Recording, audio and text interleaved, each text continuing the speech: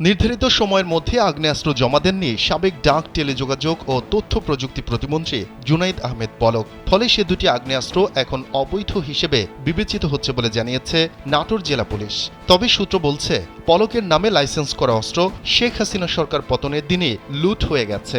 আওয়ামী লীগ সরকার পতনের পর পুলিশের হাতে গ্রেফতার হয়ে বর্তমানে কারাগারে রয়েছেন জুনাইদ আহমেদ পলক। তার নামে লাইসেন্স করা দুটি আগ্নেয়াস্ত্র, শটগান ও পিস্তল এবং কিছু গুলি রাখা ছিল জাতীয় সংসদ ভবনে। গেল ৫ আগস্ট শেখ হাসিনা পদত্যাগ করে ভারতে চলে গেলে আন্দোলনকারী ছাত্র জনতা গণভবন ও সংসদ ভবনে লুটপাট চালায়। সে সময় অন্যান্য মালামালের সঙ্গে পলকের আগ্নেয়াস্ত্র দুটিও লুট হয়ে গেছে। Redmi 13 স্টাইল বানাই দুনিয়া কাঁপায়।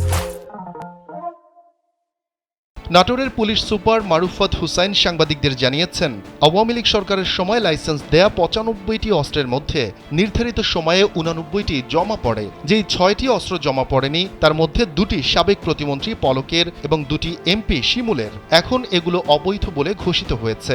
অবৈধ অস্ত্র উদ্ধারে যৌথ বাহিনী কাজ করে চলেছে।